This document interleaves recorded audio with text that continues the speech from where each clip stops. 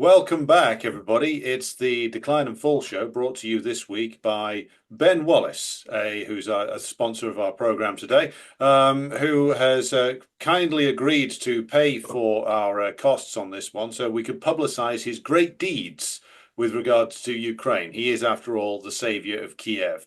I jest slightly, but that is basically what we're going to be talking about today. It is the activities of former British Minister of Defence, a certain Mr. Ben Wallace, who seemed to regard himself as like the reincarnation of Ord Wingate, and with his determination to place Britain at the centre of the Ukraine war. And what I'm talking about, is, of course, is the recent piece in the Times, which does somewhat confirm a lot of the work that our co-host, coming to us from his usual undisclosed location in the former and future Yugoslavia, has done over the past couple of years and perhaps longer.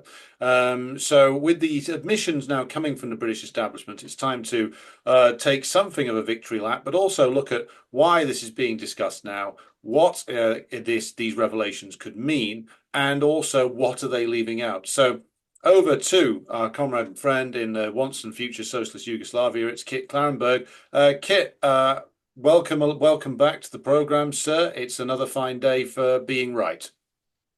Yes, indeed. Heavy is the daily burden, but no, I mean, imagine my shock this morning when I was just randomly scrolling doom scrolling through Twitter, or X as it's now known, and I came across an article titled "The Untold Story of British Military Chiefs' Crucial Role in Ukraine." Now, this is about 2 weeks after the New York Times published its own untold story of what everyone knew already, that the Americans were heavily involved in in active combat operations, even against Russia, even if they weren't pulling the triggers or pushing the missile fire buttons themselves. This is, but nonetheless, that investigation did contain a vast amount of information on British involvement in the proxy war, which had hitherto, by and large, remained secret. I wrote this up for my website. You can find it, kitclarenberg.com. But there's this Times article.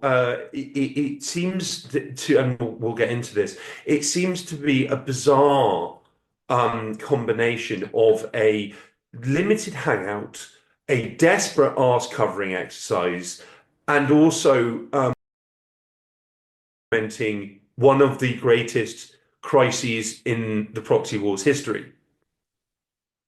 Well, this is, of course, one of the revelations that, well, not really revelations if you've been reading your work over the past 3 years, and also not really a revelation if you've been listening to the shows that I and others have done on it. But the admission that the British role in this was every bit as extensive as you have talked about on many different occasions. In fact, the Times, as we will get to, isn't really admitting the full extent of the British Mm. role just yet. That will come much later. But first of all, let's start with the obvious question, which is the Times, of course, if you're not familiar with the Times, this is the establishment newspaper in Britain. It is, in the words of the old sketch from Yes Minister, it is the paper that is read by the people who run the country. The Daily Mail is read by their wives, to complete the gag. Yes.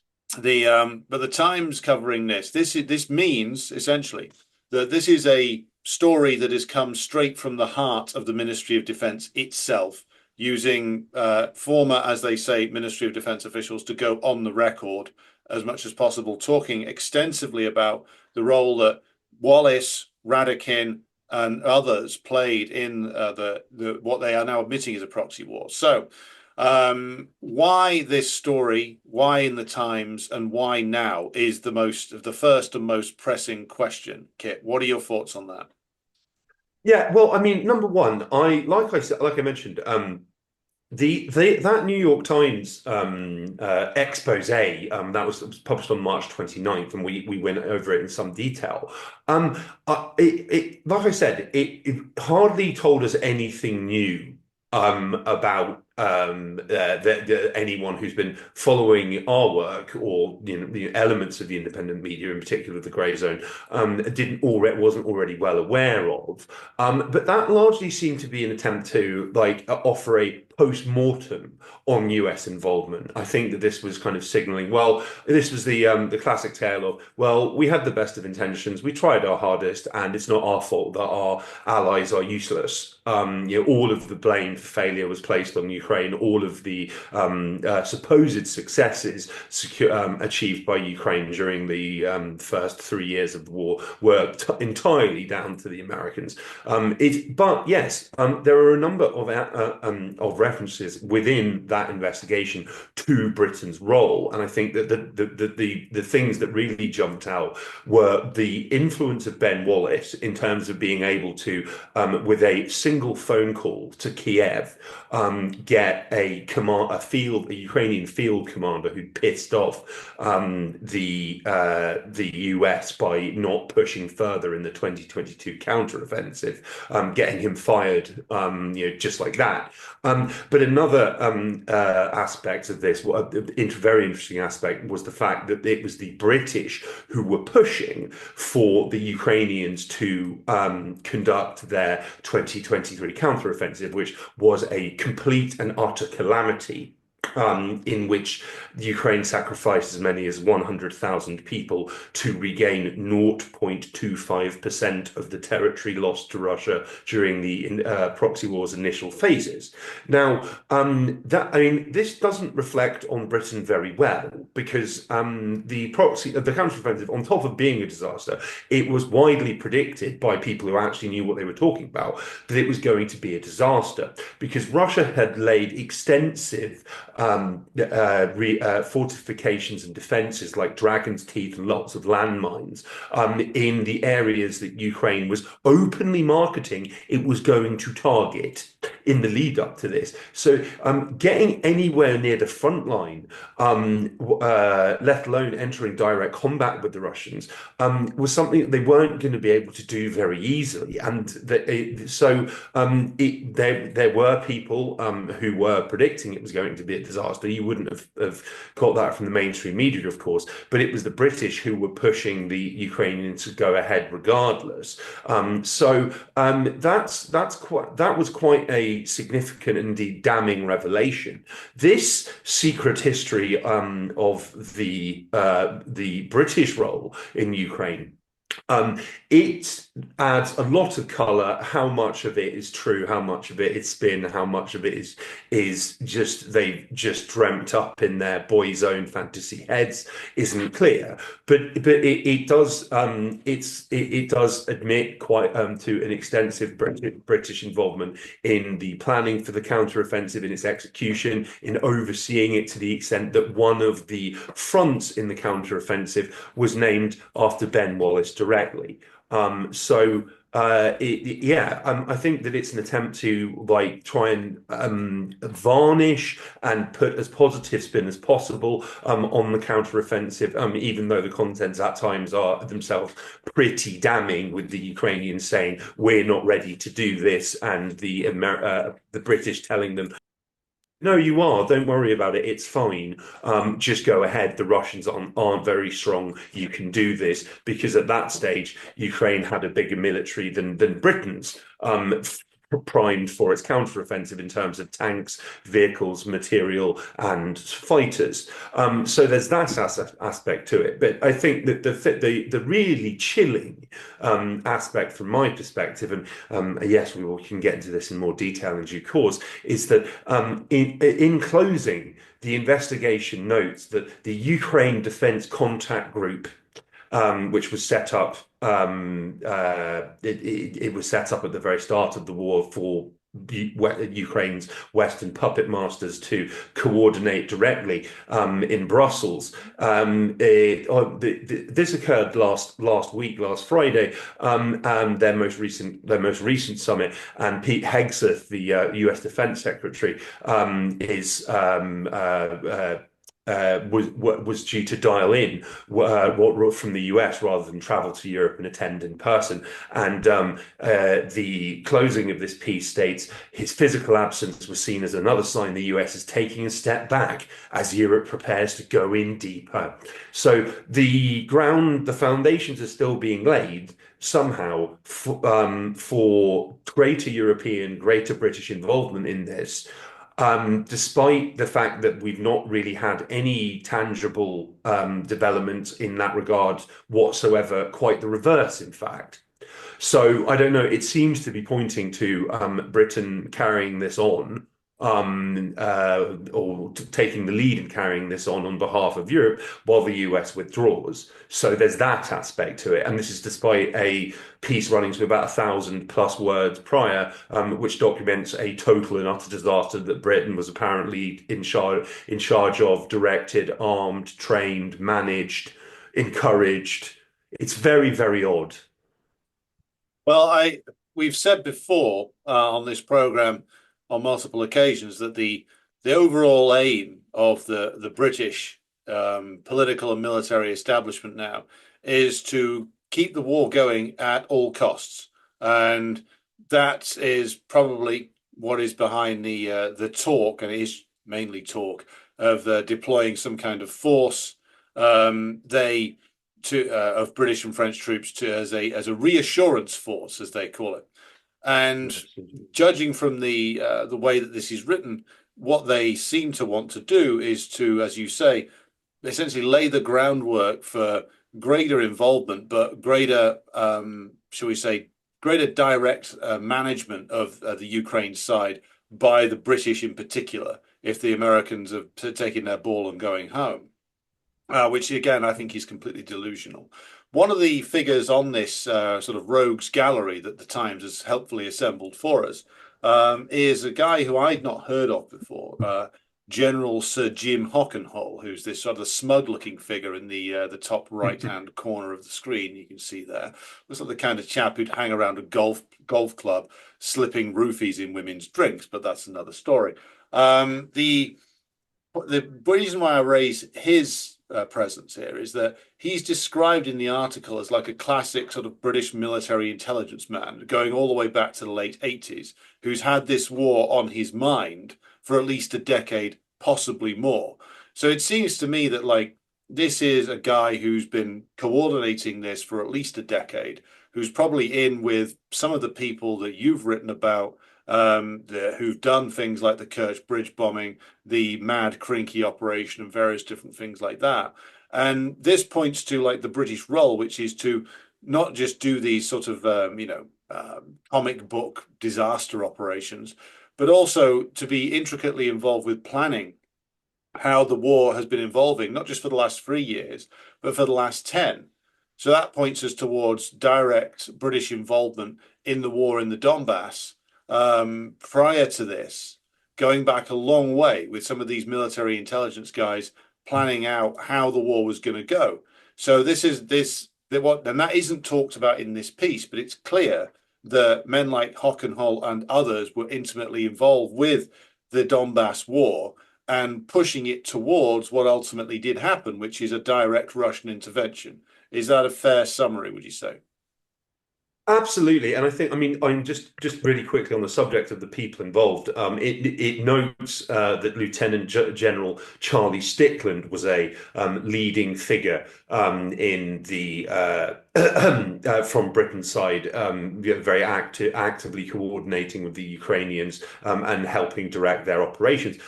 This should come as no surprises to people who've read my work for the Grey Zone on Project Alchemy. Which was this group of quote unquote sideways thinkers put together to identify ways to keep Ukraine fighting at all costs, and had all sorts of mad ideas about inserting honey trap agents into Crimea, and getting female recruits into the Russian Navy in order to infiltrate it and pass on intelligence to the Ukrainians, which could then be used to target Britain's Black Sea Fleet. And we're also behind, yes, the planning of Krinky. There is a very interesting excerpt in the in the Times article, which notes that British troops had been deployed to Ukraine since British training troops had been deployed since 2015. Now, this was actually openly reported at the time, but it was rather forgotten subsequently. So there's an article in the Kiev Post from 2015, which I've included in the in the show notes, and it's called "Help: World Wakes Up Slowly on Need to Stop Putin."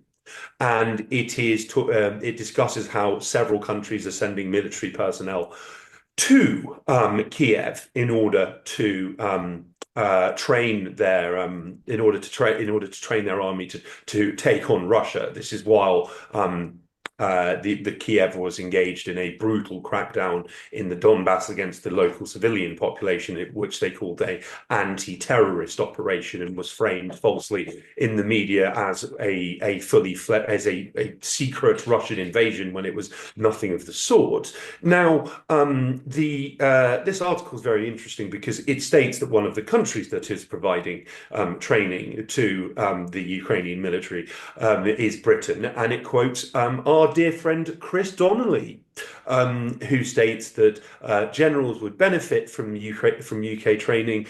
The duration will depend on how successful the initiative proves to be.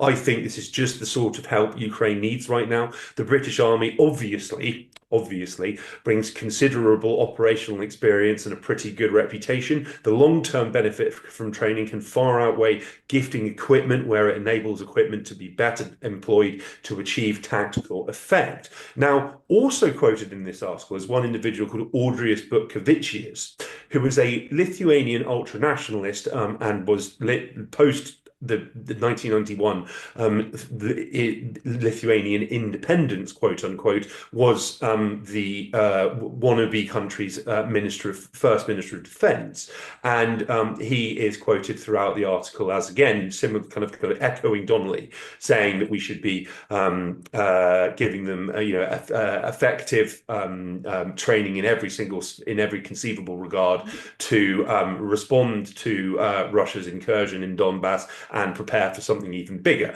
Now, as I exposed for the Grey Zone in October 2022, Audrius Butkevičius and Chris Donnelly plotted that month's Kerch Bridge attack together in secret. Okay, so this is, as you can see, it's a very kind of incestuous web that these individuals are operating in. Now, I might add as well that during around the same time that Donnelly was talking about the necessity of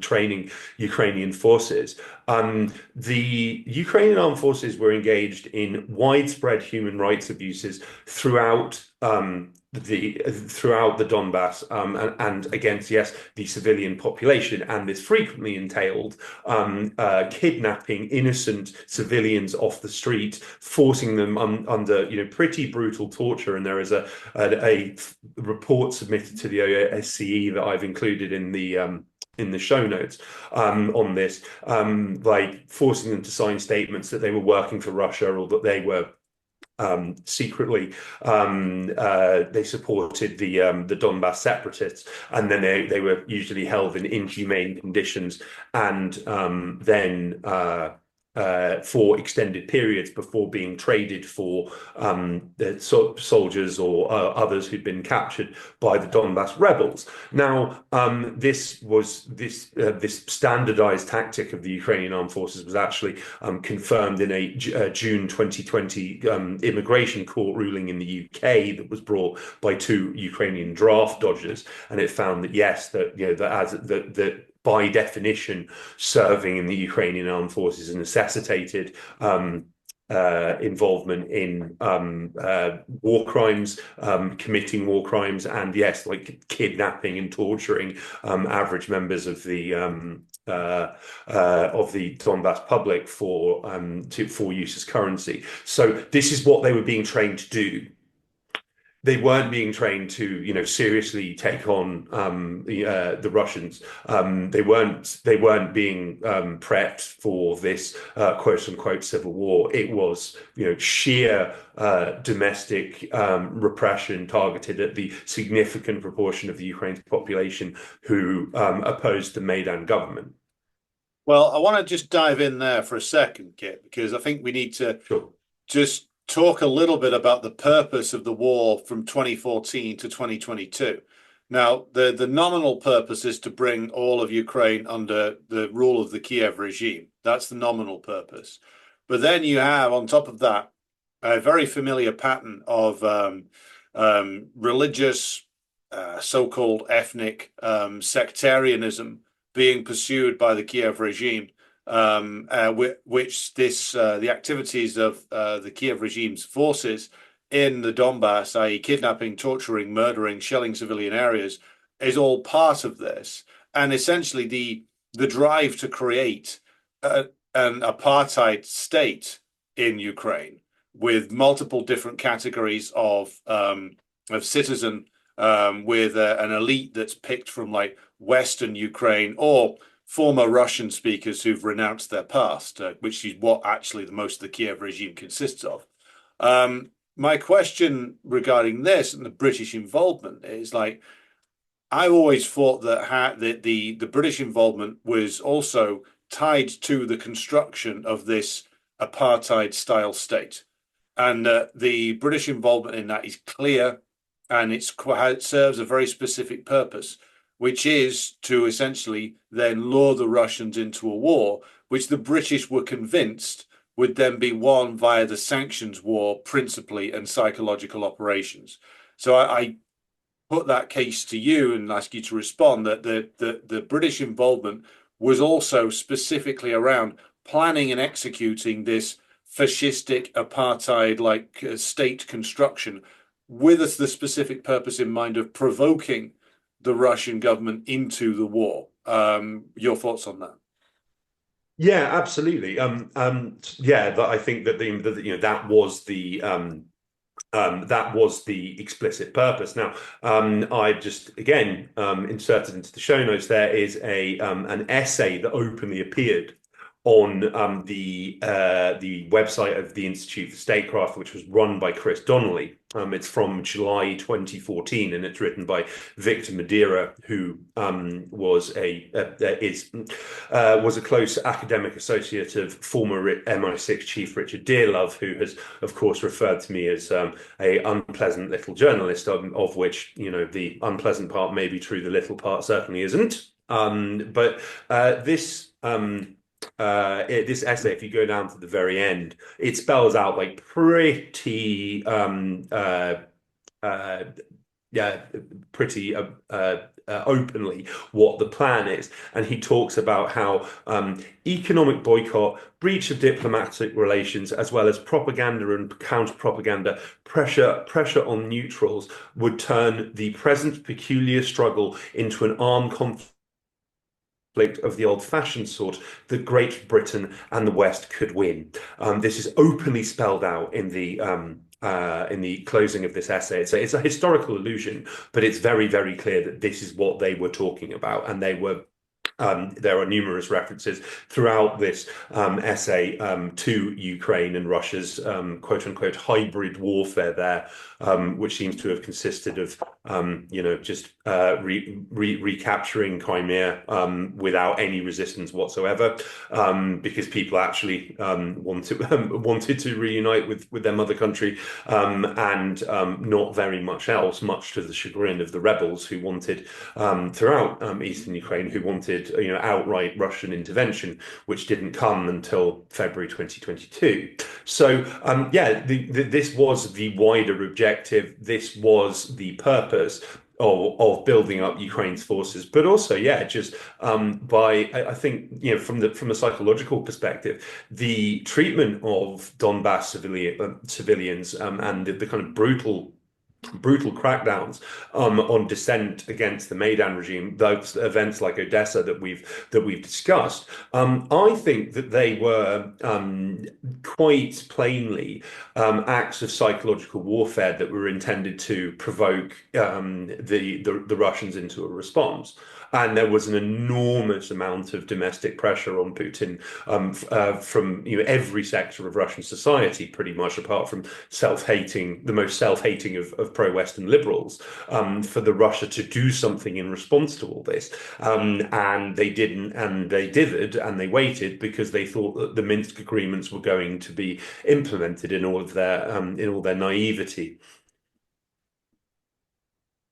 Well, the ultimate intervention of the Russians into the war, of course, as you say, took 8 years.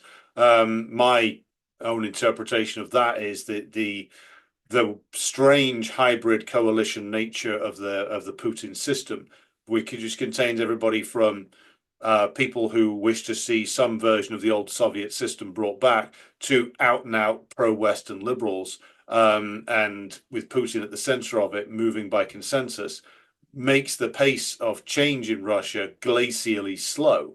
Ultimately, though, he had the Russian government had no choice but to intervene, which of course would have delighted people like friend of the show Chris Donnelly, because that is exactly what he and the others listed in that Times article have been working towards for many, many years. Unfortunately for them, and fortunately for everybody else in the world, this plan of theirs did not come to fruition. But to shift back to the admissions in the Times article for a moment, the one of the admissions in there is, of course, as you said at the top of the program, that the British were, as they will admit, intimately involved in the disastrous June 2023 counteroffensive in the Zaporozhye region, with the idea being that the Russians would run away when faced with the almighty Challenger, Abrams, and Leopard tanks. And it's a strange admission by the Times that they are claiming, or their source in the MOD is claiming, that they just didn't calculate that the Russians had laid that many defenses, which is ridiculous, considering that the US has complete oversight over the battlefield due to its electronic and space-based surveillance systems. And also, the Russian telegram channels were saying over and over and over again that their great earthworks were being built in that region, and that was the reason why General Surovikin was brought in to create that. And so it's a rather strange cop out that the Times is trying to claim that they just didn't calculate that the defenses would be that deep. It seems that either they did know and then just let the Ukrainians push on with it anyway, in the delusional belief that the Russians would give up, go home, run away, or that their intelligence catastrophically failed. So my take on it is that they knew it was there, but had basically deluded themselves into thinking that either it didn't matter, it was shoddily built, the Russians can't do anything, they'll see our glorious tanks coming and run away. I think it's a case of like the British and the Americans, but particularly the British, chronically deluding themselves, and the Ukrainians paying an incredibly heavy price for it. And now this Times article seeks to try and cover their tracks to a degree. But what's your take on that?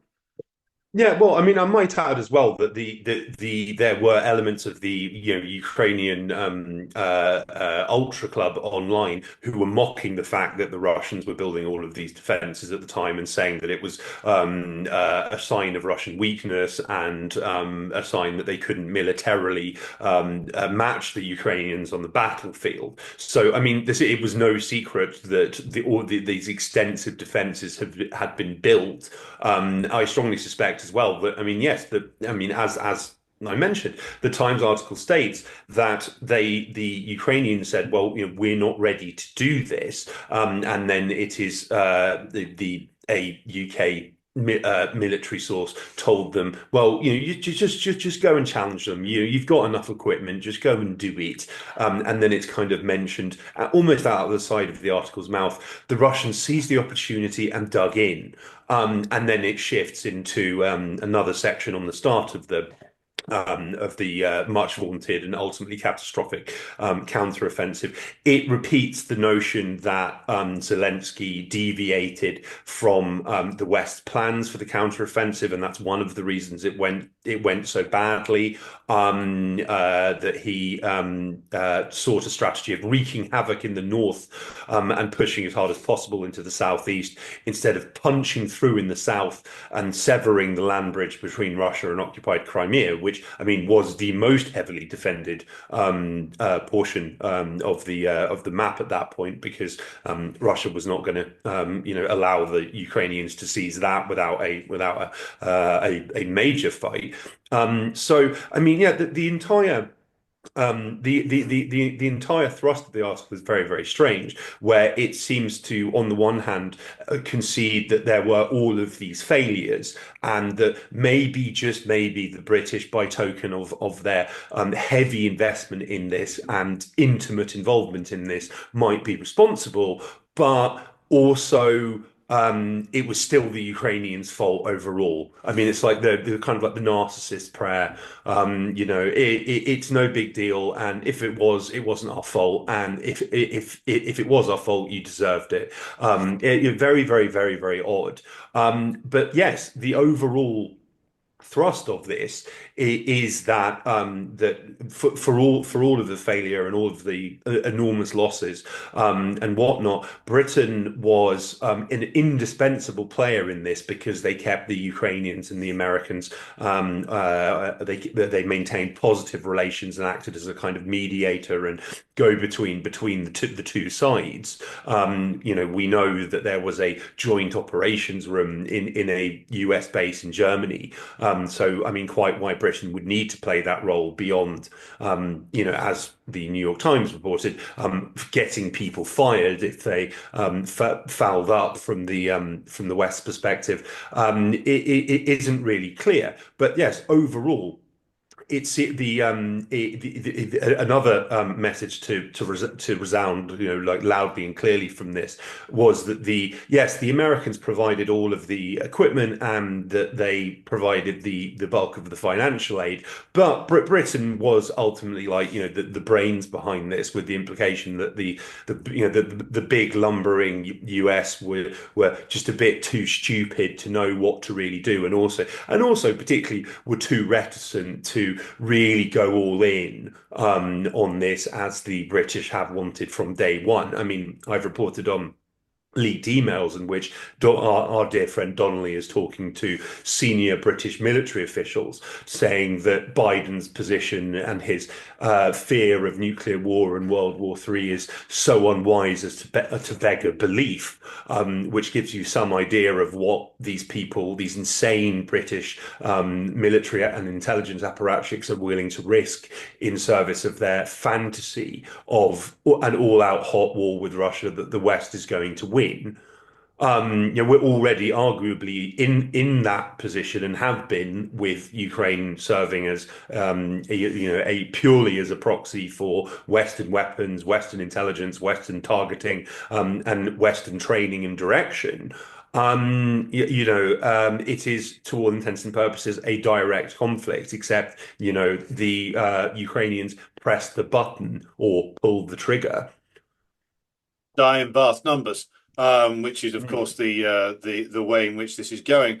And there is a joke going around, and we may have indulged in this ourselves a few weeks ago, about the fact that the British military has more admirals than ships. And at this point, probably almost has more generals than tanks as well.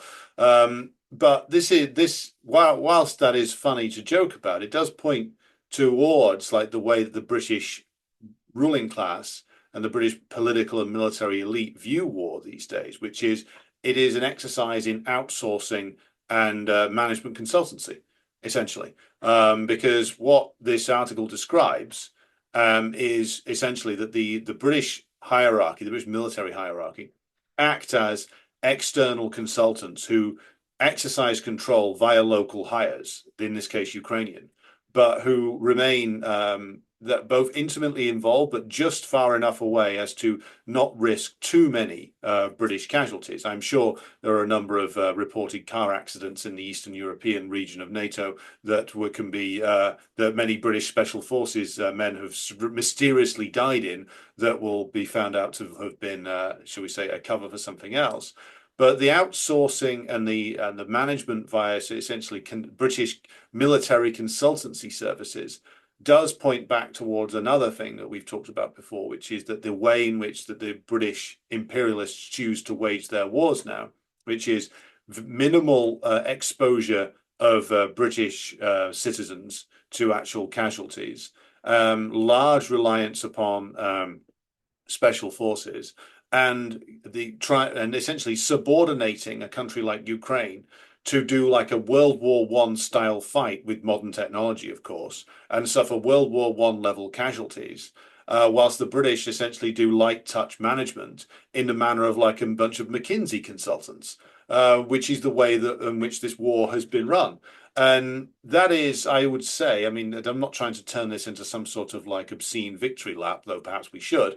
But that is it not what you and others have been driving at when writing about the British role, which is that this is just as cold-blooded and brutal as they were 110 years ago, but they've just updated their doctrine to minimize exposure to themselves from domestic resistance to the kind of military recruiting they'd need to do to take on the Russians. They just find some other country, take over its governing structures, and then essentially operate it as a proxy, as now it has been admitted to.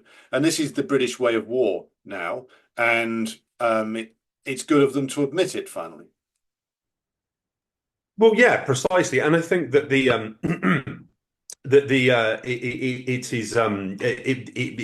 it's very interesting that they I mean, in documenting this catastrophic failure, they keep on pressing the point, the Times, that Britain's military chiefs were the brains of the anti-Putin coalition. They were the ones who were coming up with all of these grand strategies. But then it's the elephant in the room, which is unstated, is, well, they just failed miserably each and every time. Over and over and over again, they drafted up extremely grand, fantastical plans, which anyone with an ounce of sense could see were not going to work. They extensively used people in academia. I know in one investigation that we recently published at the Grey Zone. There was a group of British academics that was directly advising the US National Security Council on strategy, and they boasted that they had a leading historian on the Napoleonic Wars advising them. How did the Napoleonic Wars end?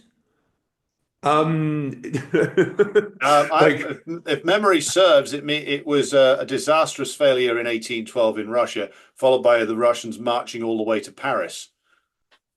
Yes, indeed, indeed, and so it's just like, I mean, yeah, and I think as well that by token of the fact that, yes, that Britain had that kind of psychopathy and World War One era willingness to tolerate losses on an absolutely just gargantuan scale. Of course, there is that sketch in Blackadder where there is a senior general with a battlefield map where he's literally just using a dustpan and brush sweeping tin soldiers into the trash. They're willing to do that because the Ukrainians, for whatever reason, at least the leadership, seem to just be willing to just keep this going. And keep throwing people into this meat grinder based on plans drawn up for them in London, and they show no sign of any reconsideration of whether this is actually a remotely sensible or winning strategy whatsoever. I mean, there are also kind of coded references in this to Zelensky, who was, for the period that he served as the Ukrainian Armed Forces chief, was much vaunted in the media as the man who destroyed Russia's military many times over, which is, of course, just total fantasy. He got moved to being Kiev's ambassador to London. I mean, that was clearly a kind of golden parachute for all of his fine work, in saying yes to everything that the British put in front of him. You know, it's really quite extraordinary. And I mean, while Ukraine shows no sign of jettisoning all of the very helpful advice they're getting from the British. It does seem that I mean any country looking at the utter devastation of Ukrainian society in every conceivable way at every level, and the effective destruction of its total male population, and the push for lowering conscription ages to 18 and to 24, which is already the smallest demographic in Ukraine presently. It boggles the mind that any other country would sign up to do this. Despite, as we've discussed, extensive British penetration of a number of countries of their security, military, and intelligence apparatuses, which other state is going to be as foolish and suicidal as to go along with the same script again? I think we have the answer. Latvia, Lithuania, and Estonia would be the answer to that particular question. They're always keen for action. Just to conclude this part of the discussion, I would say that the Kiev regime and its senior figures well, there is clearly a choice. They could say, "Game's up, we surrender," but they'd probably be dead in 24 hours. My guess would be if not killed by their former friends, the British. And we know that, as we've mentioned before, Zelensky is guarded apparently by British Special Forces operatives. But either that or the ultra nationalist fascist groups, who are very, of course, strong and have been boosted by the British and the Americans. Also, the hierarchy of the Ukrainian regime has its money that it's stolen stashed in various Western bank accounts, including extensively, my guess would be in London. So if they want to get out alive and with the loot that they've stolen, they need to keep following orders, basically. Any deviation from that is going to result in Zelensky and others ending up at should we say, at the wrong end of a very short rope. So I think that they are too far gone, too in deep, too owned and controlled by the British in particular, and the Americans, of course, to say no to this now. And any resistance on Zelensky's part or anybody else's part will only end with his grisly death, I would imagine. So this is too far gone. The only way that's going to end, I would re-emphasize, is when the Russians force the Kiev regime to complete collapse. Because otherwise, the British are just going to keep running these guys until there's literally nobody left in Ukraine. Because it's pretty clear that that's what they want to do. It's what all of Starmer's prancing about and interminable speechifying is about. It's just finding a way to keep Ukraine on its feet for another, 6 months, a year. So to avoid the terrible realization that, of course, the British have lost this particular war. But do you have anything to add on that before we close out this section of the discussion? Well, no, I mean, I think, yeah, just to reiterate, I think I would urge our viewers to read this article in full, because I mean it is just so bizarre in terms of yes, on the one hand, documenting abysmal, shocking failure, but also trying to dress it up as somehow ultimately heroic, and yes, ending on this rather bombastic note that, well, yeah, that the Americans might be pulling out of this, but Europe is going in deeper. As we have discussed ad infinitum, pretty much on a weekly basis, in recent since the start of this show, Alex, there have been all of these attempts to try and get together some kind of European response or European peacekeeping force or European air defense force going, and they have all failed. Consistently, these plans have fallen apart for one reason or another, usually ultimately because they're completely insane. And all of these aspirations seem to be put on hold recently when it was announced that that discussions around peacekeeping operations in Ukraine were paused due to quote unquote problems with implementation. Which is code for we can't do this, we know we can't do this, and we just have absolutely no response whatsoever. So we're just going to just push it away and hope that people forget, and maybe the news cycle will move on from this question, which we ourselves have been posing publicly with such alacrity for months now. Well, talking of insane plans and completely stupid ways to run a country, shall we turn then to our friends in the Baltic states? Now, you mentioned the involvement in the of certain Baltic reactionaries who are intimately involved with the British. Now we've got a story coming out of the Baltic states about the Estonians pushing to be able to like cut Russian undersea cables and also to attack Russian shipping. That's another story that's come out in the last few days. Now, this is quite plainly an utterly insane idea, and one that, of course, the Baltic states would not take this action unless they had been given some kind of assurance, fake or otherwise, that they would be backed up if they carried out these acts of aggression against Russian naval assets and commercial assets. Clearly, if the Russians wanted to, they could wipe the free Baltic states off the map inside about 24 hours. They don't because there's no real point in doing that other than to secure a wider war with NATO.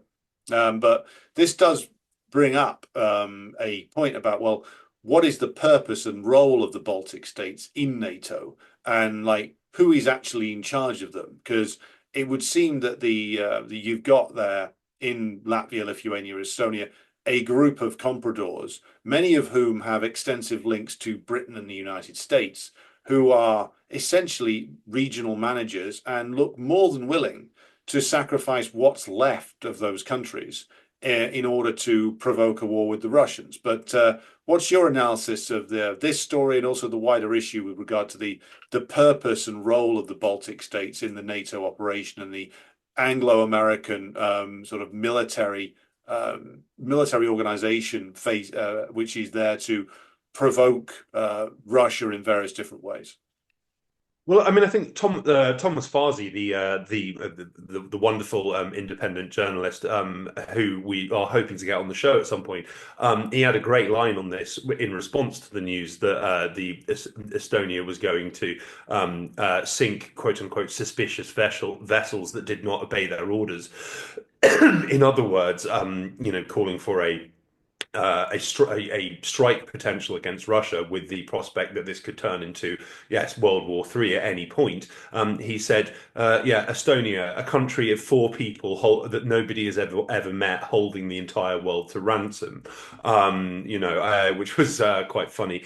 This is just completely insane. And for many years, particularly since February 2022, the most deranged hawkish barking on Russia and also China, bizarrely, has emanated from the Baltic states. These are countries which are the size of cities with with comparable populations, which since quote unquote independence in 1991 have basically collapsed. I think it's about 2 million apiece living in Estonia, Latvia, and Lithuania. But more generally, yes, the Baltics seem to, and this is a role that they play very willingly. They act as permanent sources of provocation and teeth gnashing to A, justify NATO's hawkish line on Russia, but B, just try, desperately attempt to provoke Russia into responding to them in the hope that NATO's Article 5 would be triggered. Although Trump, at that infamous White House press conference with Zelensky, did seem to, made comments that seemed to imply that he wouldn't come to the rescue if they ended up in a dispute with Russia. As with everything related to Trump, it's difficult to know how much credibility or significance can be assigned to his comments. But more generally, I think that the Baltic states, and this is spelled out in a very interesting book by I believe that she was a Lithuanian Russophone who became persona non grata in Lithuania, called Galina Sapochnikova. She wrote a book in 2018 called The Lithuanian Conspiracy and Soviet Collapse, which talks about how figures within Lithuania, including the aforementioned Audrius Butkevičius, they were involved in carrying out a large number of psychological operations and false flags, which basically delivered a coup de grace to the Soviet Union. There was the infamous January 1991 events in Vilnius, the capital of Lithuania, where there was a big protest at the Vilnius TV tower, and the Red Army turned up to disperse the vast crowds. Several people in the crowd got shot. And this included actually some Red Army soldiers who'd been dispatched there. And this was framed as an example of the Soviet Union's brutality, with all sorts of allusions to 1968, or the crushing of as we now know from the JFK files, CIA-sponsored uprising in Hungary in 1957, I believe. That the Baltics, with Lithuania potentially in the lead, they have served as key centers of anti-Russian organization. I have reported on leaked files which show that extensive online psychological warfare efforts and kind of online trolling operations targeting Russia are run out of the Lithuanian Ministry of Defense. This includes the Lithuanian elves, who are they were an alleged anti-fake news fact-checking collective. In reality, they just harassed people taking a dovish line on Russia, or at least trying to push back against the insane hawkishness of certain elements of the Western power structure towards Russia. So yeah, I mean, this is the role that they have played since 1991. We know from declassified files that the CIA and MI6 were in close contact and arming and equipping and training the Forest brothers, who were this group of Waffen SS collaborators who then became anti-Soviet partisans. The NATO in 2017 made a very slick promotional film about the Forest brothers, framing them as heroic freedom fighters, when they were all comprised of people heavily complicit in the Holocaust. And figures like Keir Giles, a close confidant of Chris Donnelly, he, I believe it was 2 years ago now, wrote an op-ed or it might have been last year, he wrote an op-ed for Politico, whitewashing the Lithuanian Nazi collaborators, saying, well, they had this, the Baltic Nazi collaborators saying they had this horrible choice between the Nazis and the Soviets, and they picked what they thought was the least bad option, feeding into this wider bullshit narrative that that Nazism and the Soviet Union were one and the same, if not the Soviet Union was somehow worse. Yeah, I might add that yes, that the Baltics have very successfully pushed this notion of double genocide, that their quote unquote occupation by the Soviet Union was tantamount to the Holocaust. What they don't mention is that the civilian populations of the Baltic states carried out an almost total liquidation of their Jewish populations before the Nazis arrived in 1941. Well, it's worth mentioning as well that prior to 1939, prior to the incorporation of the Baltic states into the Soviet Union, which was done via an uprising by the workers and peasants in the Baltic states, which overthrew the German collaborator regimes that had existed there prior to 1939. And the ruling classes of the Baltic states prior to incorporation into the Soviet Union, which was, by the way, done via vote inside these states. After the overthrow of the German collaborators, these states elected to join a request to join the USSR.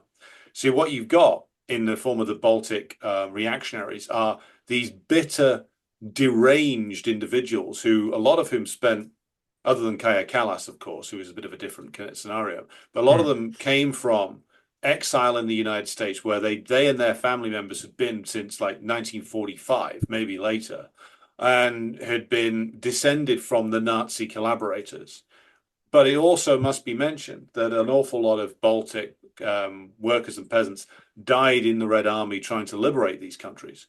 And under socialism, the Baltic states' populations increased, the level of culture and literacy increased, the level of industry increased continually up until 1991. What happens in 1991? Restoration of the rule of the worst people on earth, or some of them. Everything collapses. Population dives, birth rate collapses, industry, asset stripped, and you end up with free states essentially being run as diminishing puppet regimes by these collaborator comprador types who are run by the British and run by the Americans, with the British again playing a very significant role. And so where you have pro-capitalist elements in charge of the Baltic states, this is all that they're capable of doing. They just put themselves in the service of the biggest, most dangerous reactionaries, Nazis in the 30s, US and British in the 90s, or from the 90s onwards, and the civilian population collapses. So much so that like anybody with any young person or anybody below the age of 50 fucks off out of the Baltic states and goes and works in menial jobs in Germany or in Poland because there's nothing there for them.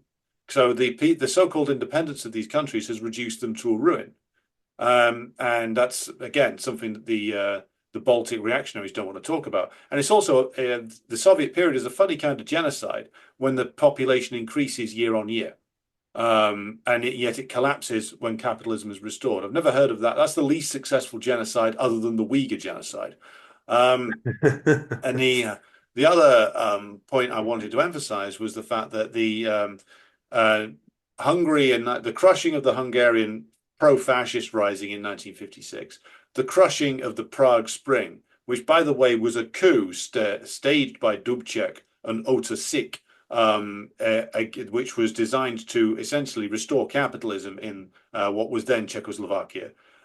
Crushing that was the right thing to do, given that life for Czechs and Slovaks, for the most part, after the restoration of capitalism 20 years later, got manifestly worse. And these, again, became puppet states. So you're watching this and you still get pangs and twitches of like, I don't know, Western leftist nostalgia for like the Great Hungarian Rebellion or the Great Dubček. Well, these are people who would have ruined their nations and turned them into essentially what Ukraine is now, or what the Czech Republic is now, or what the Baltic states are now. This is what the restoration of capitalism means in all these countries.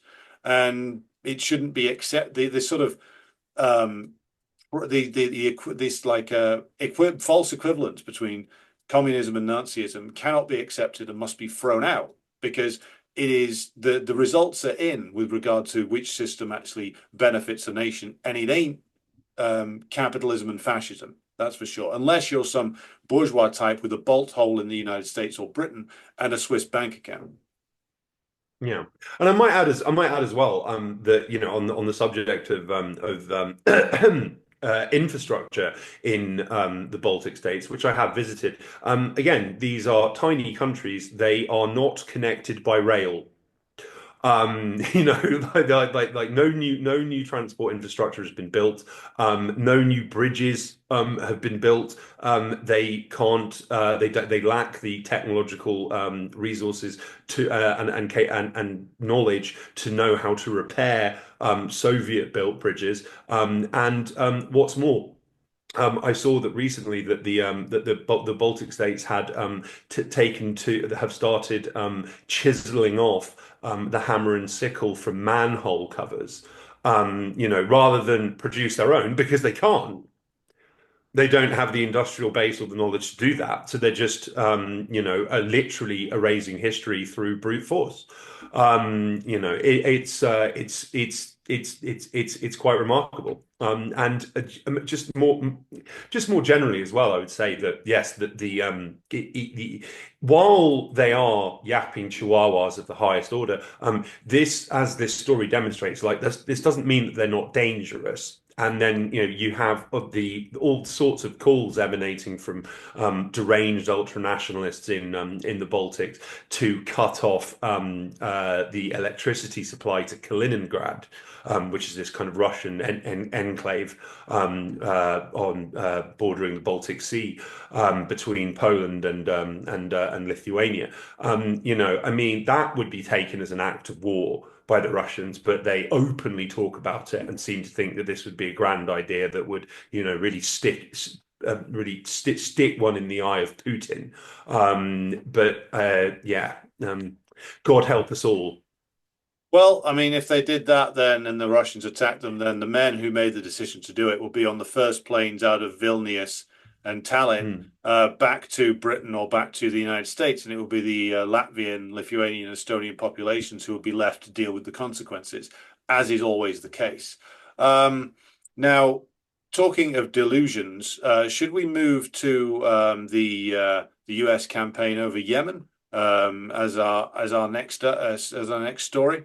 Because Yes.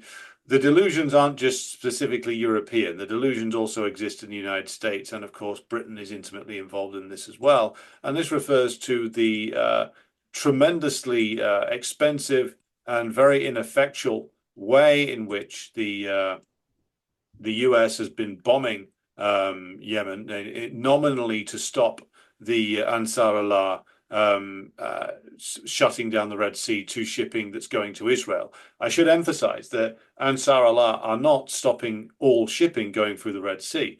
If you want to take a cargo ship through the Red Sea and it's not going to Israel, you can contact the what I would call the legitimate Yemeni government and tell them where you're going, and then they will not attack you as you go through. So this idea that they're just attacking all shipping is not true. They are carefully researching where these ships are going. If they're going to Israel, then they will get hit. If they're not going to Israel, then you can negotiate safe passage through. So it's a lie to say that total freedom of navigation has been shut down. It hasn't. It's freedom of navigation for ships going to Israel or Israeli-owned ships. So that's a different manner of thing entirely. But as with the ludicrously titled Operation Prosperity Guardian, which the Biden administration waged, the Trump administration is now doing the same thing.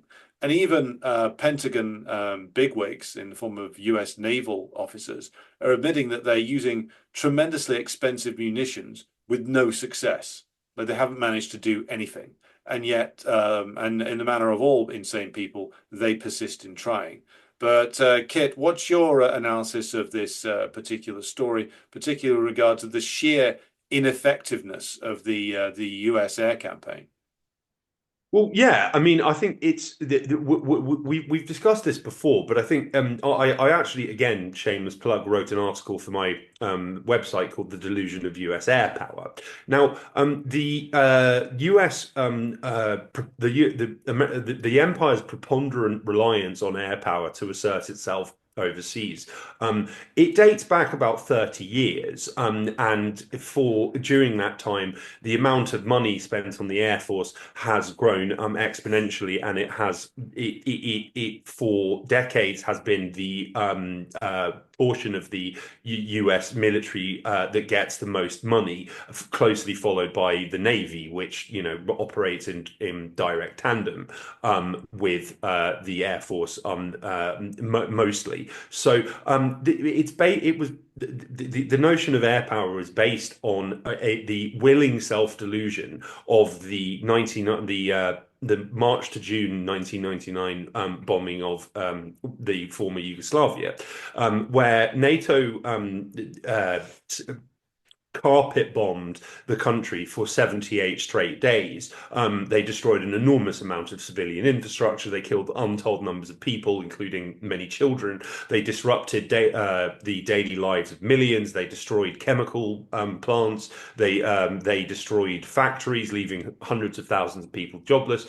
And they didn't scratch the Yugoslav military, because the Yugoslavs very cunningly deployed all sorts of deception techniques, and they used weather cover when it was extremely cloudy to conceal their anti-KLA operations. We'll be doing a dedicated special episode in the near future on on NATO's bombing campaign. But in the aftermath of this, because it had been such a failure, and there was a massive military and political pressure to frame it as a success, what happened was that the Pentagon effectively cooked the books and came up with falsified reports testifying to how they destroyed hundreds of tanks and artillery pieces and decimated the Yugoslav army when they barely scratched them.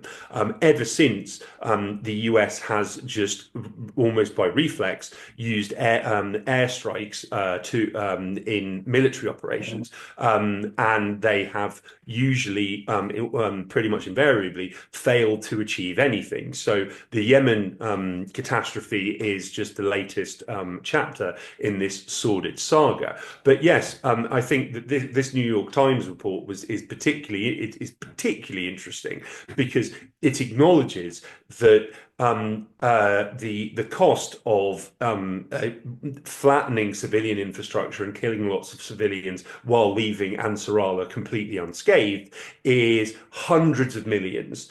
And then when you factor in the deployment of aircraft carriers, bombers, fighter jets, and various missile systems to West Asia to support the bombing campaign, then the receipts are running into the billions.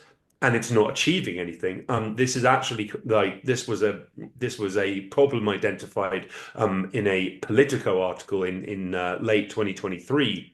On Prosperity Guardian, where it was openly stated that, well, even if, but I think it was a nameless Pentagon official said the cost offset is not on our side, because even if we do shoot down the Houthis, quote unquote, drones and missiles, they're still winning, because we're expending hundreds of thousands, if not millions, on using these top of the range missiles to shoot down drones costing pennies. And it stated there was a former CIA officer quoted it via Politico saying, "This quickly becomes a problem. It's quickly becoming a problem for us, and we need to start looking at systems that can defeat this, that are more in line with the cost they are expending to attack us." And this is now nearly 18 months ago, and there is no sign of any movement in this regard whatsoever. They're just still burning through vast, exorbitantly expensive and also finite missile stockpiles just to batter Yemen to no military effect whatsoever.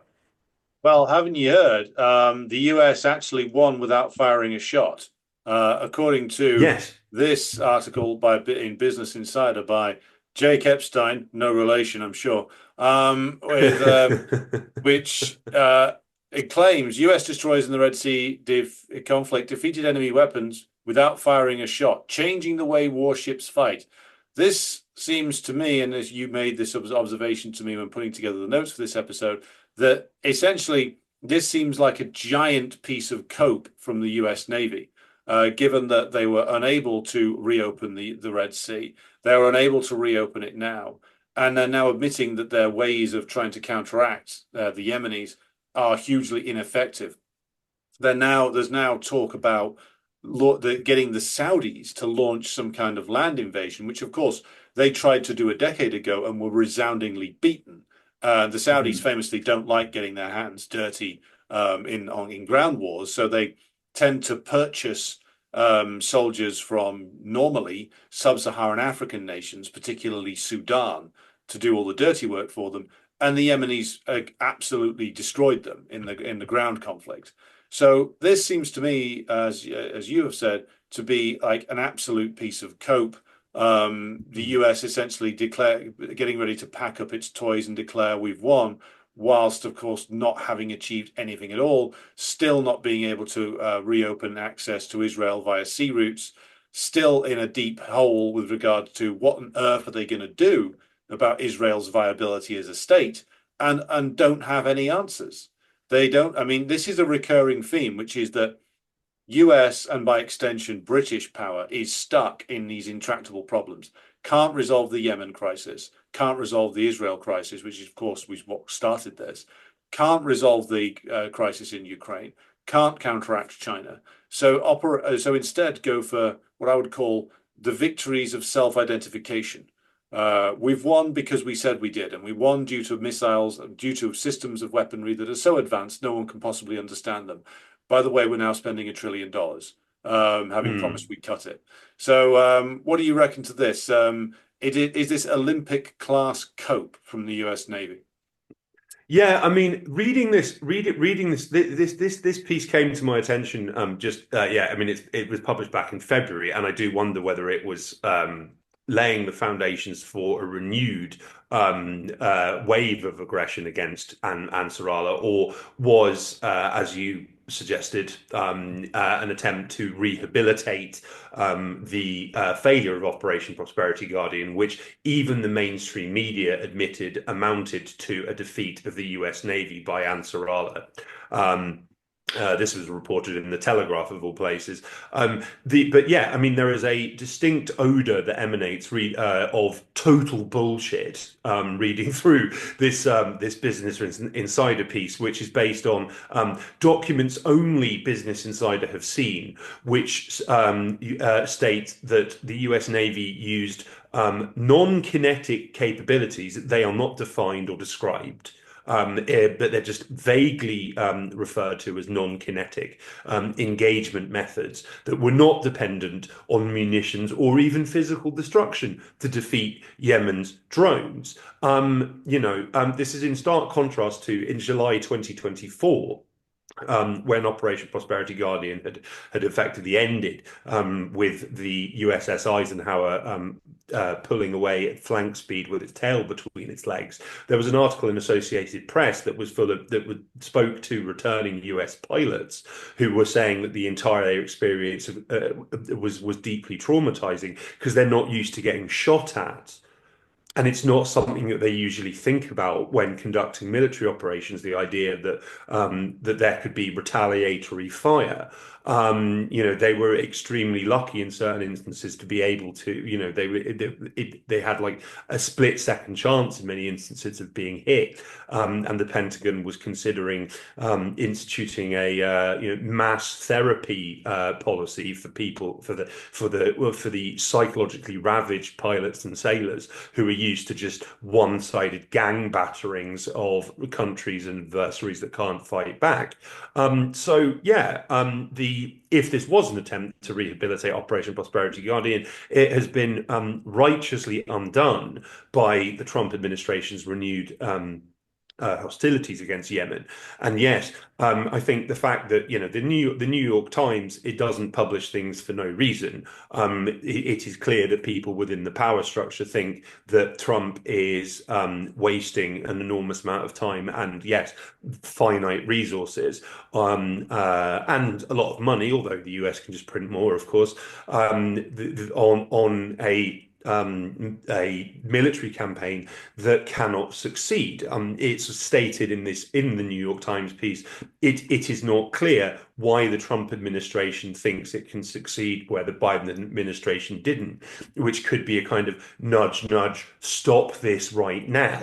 Again, as we've discussed before, there was this very, very fascinating July 2024 RAND Corporation report, RAND being this Pentagon-funded think tank, which found that the ammunition demands of Ukraine were bleeding America dry, completely dry, without any ability on the US's part to replenish what was lost at any pace or scale due to its lack of a defense industrial base, due to its military commissioning system consisting of having Raytheon's phone number rather than any independent industrial capacity whatsoever. And then, yes, you factor in the fact that the Trump administration is yet again pumping vast amounts of expensive, heavy weapons into Israel so they can continue carrying out their 21st century Holocaust against the Palestinians. I mean, the US is electively creating multi-front wars for itself, which are very easy to get into, very difficult to extricate themselves from. And it's noted in the New York Times piece. Well, the campaign against Ansar Allah is leaving the US rather naked if it would have to, in the event it would need to quote unquote ward off an attempted invasion of Taiwan by China. Which, as far as I'm aware, is not really on the cards. But there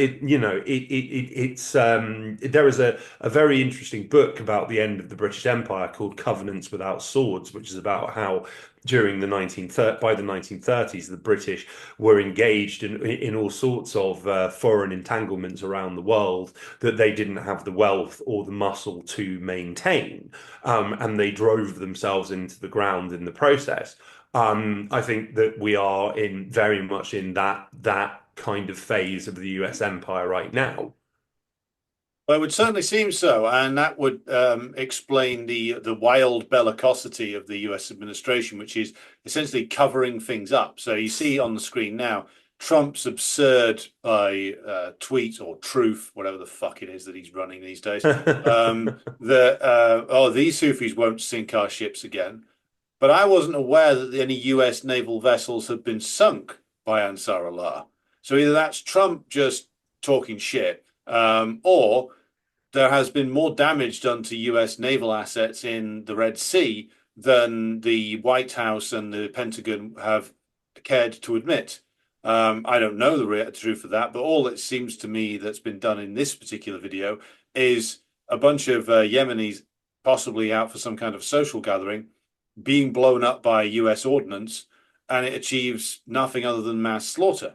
But it's an interesting idea or interesting potential that US warships have been damaged quite severely by Ansar Allah, but the Pentagon has essentially imposed perhaps a news blackout on this. I don't know if you wanted to add anything to that, or whether you think that that's reflective of Trump letting something slip, or whether he's just talking crap. Well, I mean, number one, several people have pointed out that there are numerous photos circulating online of Yemeni tribal meetings, which look exactly like the gathering that Trump boastfully obliterated from the sky. So it is likely that they were just civilians who were incinerated in a completely wanton airstrike. But I might add that Caitlin Johnson, the wonderful independent Australian writer, she pointed something out which is quite crazy, which is that this was published by the White House official X account on the 15th anniversary of the release of Collateral Murder, which is this video. This was this video released in 2010 by WikiLeaks, which was showed a US soldiers in an Apache helicopter massacring Iraqi civilians, including children, and Reuters journalists on the ground, and then laughing and joking at the devastation and death that they were wreaking from the sky. Now, the release of that clip caused international outcry and scandal, and it contributed to Julian Assange's status as the world's most wanted man. We fast forward 15 years later, and openly advertising brazen war crimes seems to be a matter of formal US government policy. So, make of that what you will. Although I do think that, a US president using a social network he himself set up to promote the murder of innocent Yemeni tribesmen. I mean, it's horrendous and it's dystopian. It's not the marker of an empire in ascendance. Certainly not. And it's also a mark of chaos and decline, which actually is the reason why, one of the reasons why we named the show the way that it is, because the decline and the fall is accelerating all around us. And I think this would be a good time to pivot to the latest on the tariffs madness. Now, thanks to all those of you who watched our tariff special the other day, that seems to have gone down exceptionally well. We have a bit of a follow-up for you here.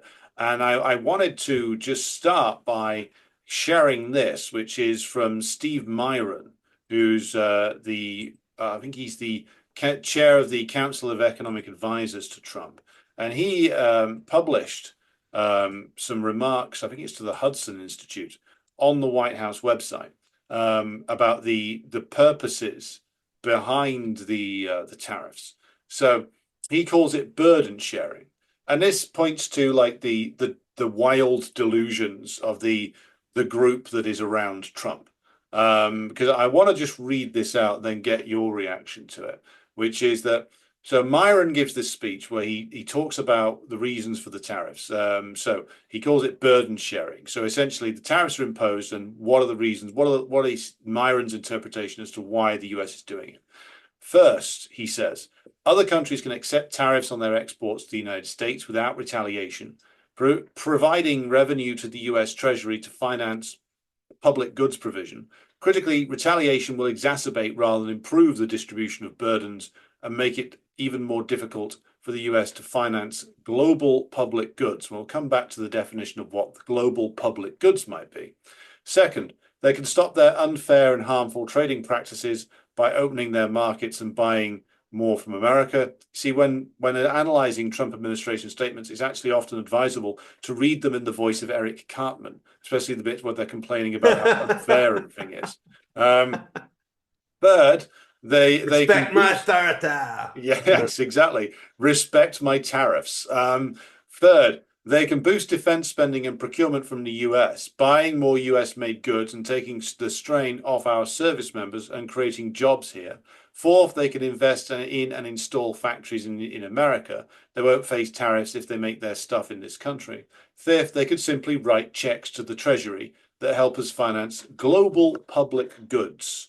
Now, this might strike you as like insane, Cartman-esque wailing, but this seems to be some of the thinking that's animating the Trump administration. And I would say there's a couple of things in here which are undoubtedly, true in terms of them being the motivations.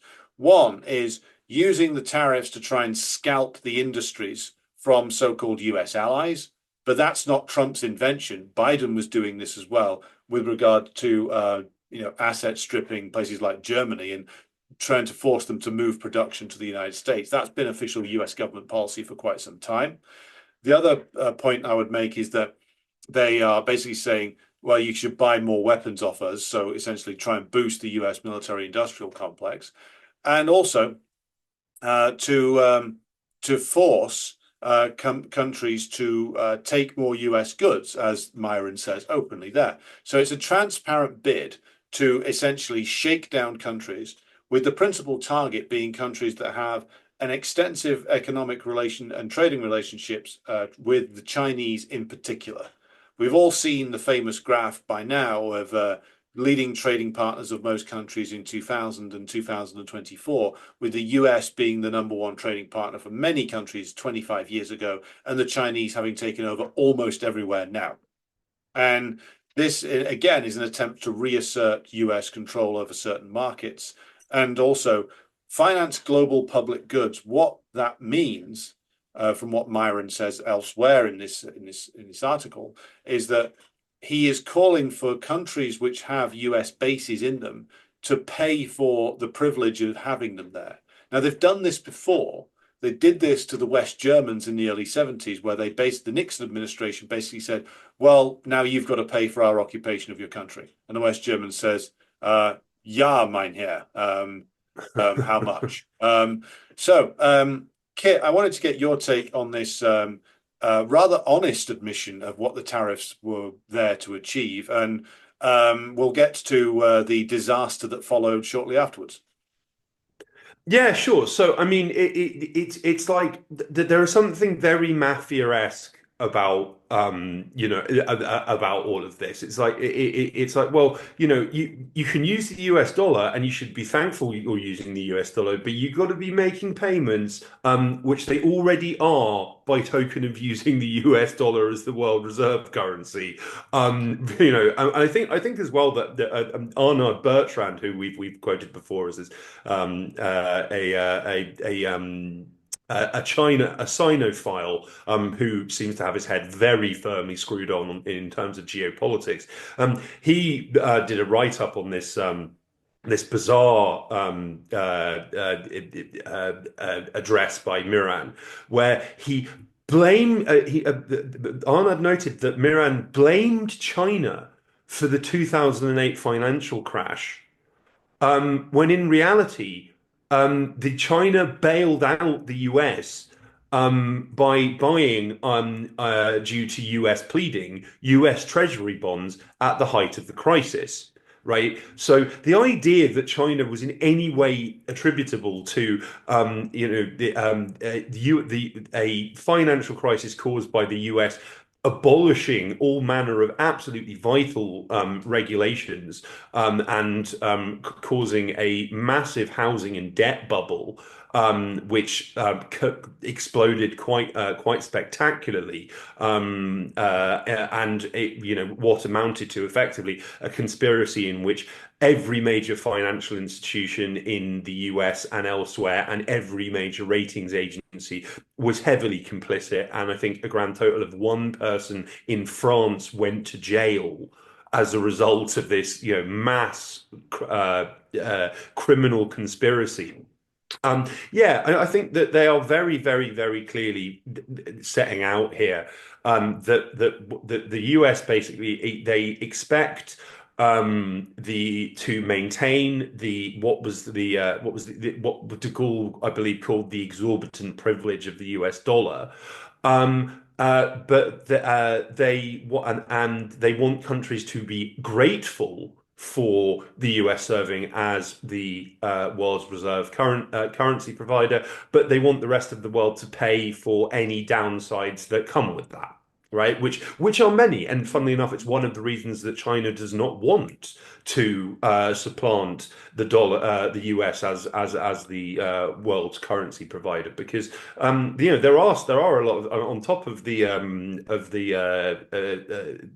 extraordinary benefits, there are many downsides to it. But also, I mean, and I would recommend our viewers, if they somehow inexplicably haven't already watched our epic tariff special. What I think is amazing is how quickly the US turned around on this. As we discussed during that broadcast, the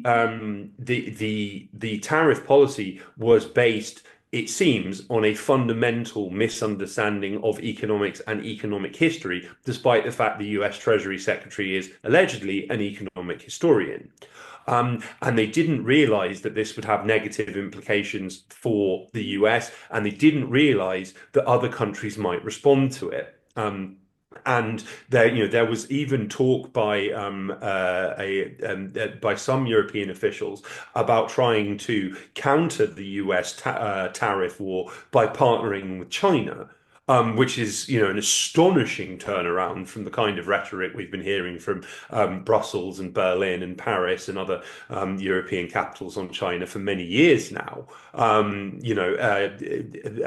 Constructive relations, let alone some form of economic collaboration and alliance in any field, was kind of just inconceivable a few weeks back. So, in the manner of these things, it strikes me that the US and its invincible delusion in its own unassailable primacy, they implemented this without any consideration for the consequences or any understanding of what the consequences were going to be, and then have slowly rolled back. But yeah, it very much seems that the messaging, I think, pretty much literally emanating from the White House now is, well, accept whatever terms we dictate to you, and we'll be magnanimous. Respond in any way, and you're in trouble. Well, that's the what I would call the Tony Soprano offer, and Yes. the world, surprisingly or unsurprisingly, didn't respond in the way the US wanted. So in previous crises, like the US has been able to rely on investors actually running to buy dollars and running to buy US dollar bonds on the markets. Now, suddenly, before Trump rode back on the tariffs, investors in various different global markets, not just outside of US's traditional allies, but even in Europe and even in Britain, weren't running to buy dollars, they were running to dump them and buy gold and other more solid assets. And this was, of course, celebrated by like gold bugs like Peter Schiff and others who did make the accurate observation that this just confirmed that dollar hegemony is going down the pan, because Mm. when international investors, including in European countries, dump the dollar and run for gold and other safe havens in investment terms, that means the dollar's power is dwindling away. And this is a big part of the reason why Trump was forced backwards, because suddenly the people running the US Treasury realized that we haven't got it anymore. Like we are no longer the global reserve currency. That status has almost gone, and the better scenario for many nations, not just the Chinese and the Russians, but smaller nations, would be settlements in a basket of currencies, not just in one, because the Chinese are, and again, I'm aware that many of our viewers will have different interpretations as to the nature of China, but I think that the consensus would be China is not an imperialist power, nor does the current leadership in China or the current ruler, the current makeup of the party in China, the Communist Party, desire to be an imperialist power. This is a fundamentally different kind of system that is running there, and the US doesn't seem to understand it. Doesn't seem to understand that by the actions of the Obama first Trump administration and the Biden administration in throwing sanctions everywhere and using the dollar as a weapon, they've forced de-dollarization. Now, as Putin has said, they didn't reject the dollar. The US kicked them out of it. And so once you've done that to the Russians, or you've tried, then what is everybody else going to think? Everybody else is going to start setting up alternatives, setting up alternative payment systems. So the ship has sailed. Whatever Trump and Myron and Peter Navarro and the others think they were trying to do, they can't do, because they no longer have the leverage even on their own supposed allies anymore, given that it came out recently that even the British were dumping some of the dollar assets that they'd bought post 2008 financial crisis. So if even the British are turning on you, and the British ruling class, contrary to what many believe, are not sentimental about their relationship with the Americans, they will No. coast with them, run with them for a while. But if they think that their interests are better served by doing a deal with the Chinese and knifing the Americans in the back, they will do exactly that. There's no sentimentality between the British and the Americans whatsoever.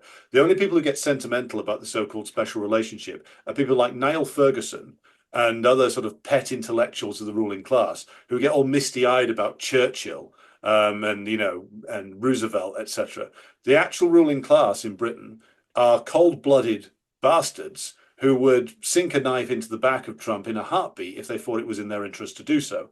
Hence why they're hedging their bets. Hence why a British military delegation has gone to China in the last week, apparently, to engage in high-level discussions.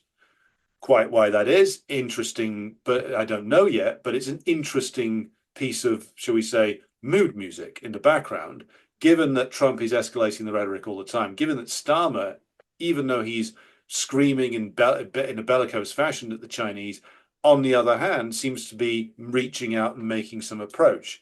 So even the US NATO bloc is coming apart at the seams now. And I applaud Comrade Donald for finally delivering the confirmation that the dollar is dead and that the multipolar world is a reality now and that he can't stop it. But I'll throw to you for final thoughts on this one, Kit. Well, yeah, absolutely. And I mean, again, this is something that we got into in our tariff special, but it does bear repeating. Is yeah the a very obvious upshot of this move was going to be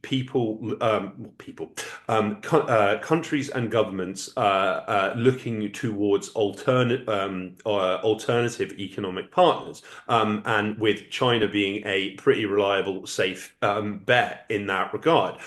It's rather forgotten that that before this sudden shift to completely and utterly insane hawkishness on all things related to China. The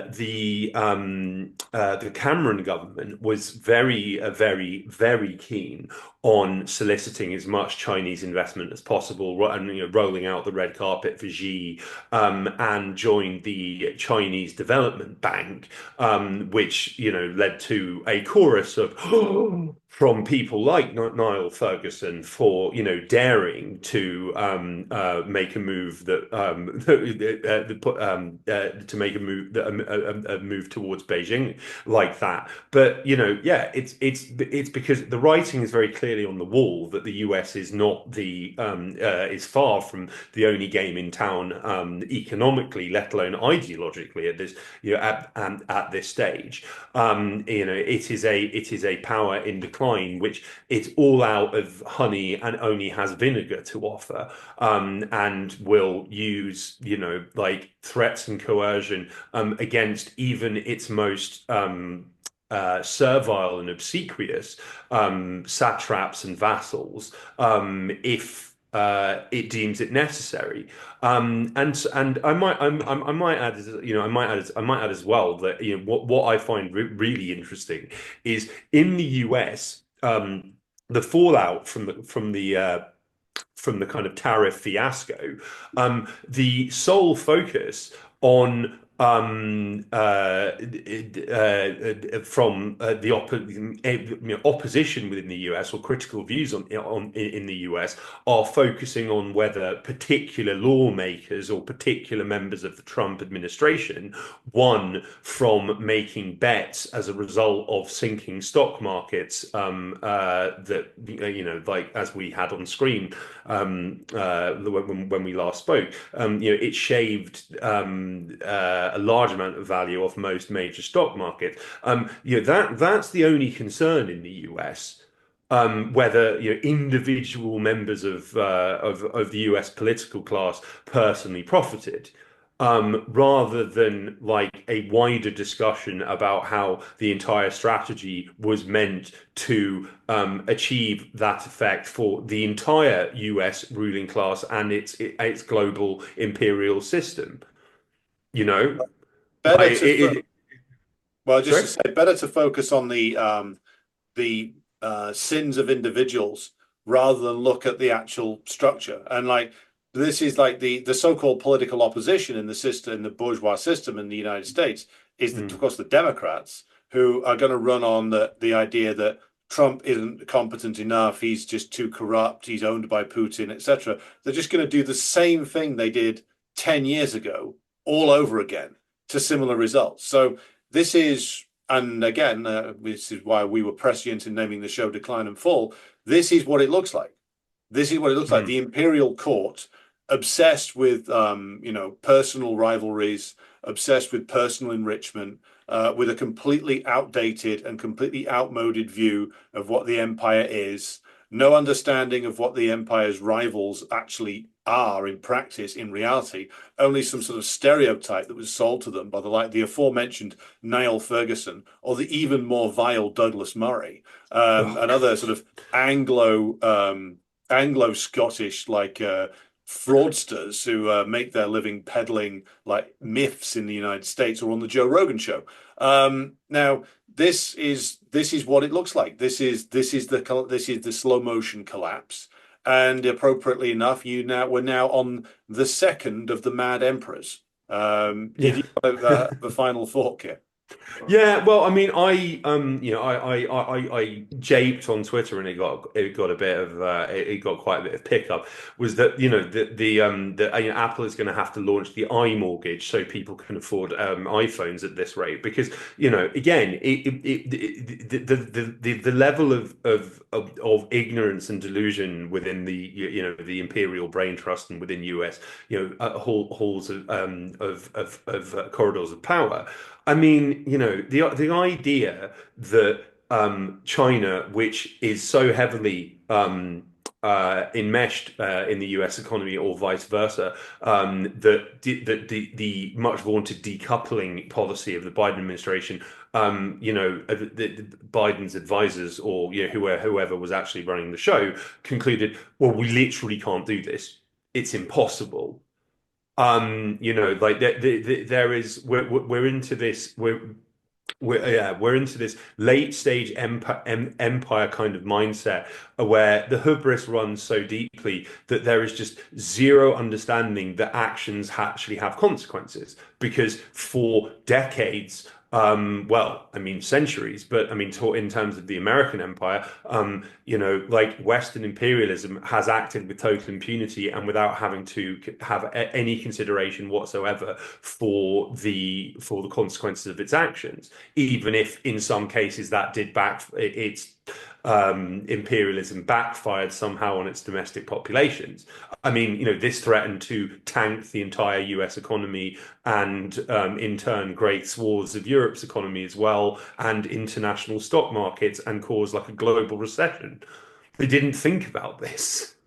Well, It just didn't occur to them. no, this is classic end state delusion, which is gripping them. And as the delusions continue to grip them and they continue to be exposed for the utter hallucinations that they are, we will be here week by week, day by day, to comment upon it and to analyze it for you, good viewers and listeners. So we will end this broadcast today by an appeal, via an appeal to, if you haven't done so already, to subscribe to the Substack, where this show is going up along with on YouTube. We will be putting some additional things on there in the near future. Stay tuned in the coming week for the JFK assassination special and other things as well, which will be coming your way. And as Kit mentioned, the upcoming 26th anniversary of the beginning of this era, I would say, which is the NATO aggression against Yugoslavia. And we'll be covering that in some depth soon. But until next week, dear viewers and listeners, I will bid you adieu and say I will be back to you again from an undisclosed location somewhere in the former island of Britain very soon. And Kit, do you want to say farewell for this week to the good viewers? Indeed. God bless you guys for joining us. And like Alex says, yeah, please give us a follow on Twitter. We have a dedicated account. Subscribe on Substack, subscribe on YouTube. We will hopefully be coming at you full force with some more special episodes on dedicated topics, and also hopefully getting some great guests on. So stay tuned. Thanks for joining us. It's been a blast as ever. Take care.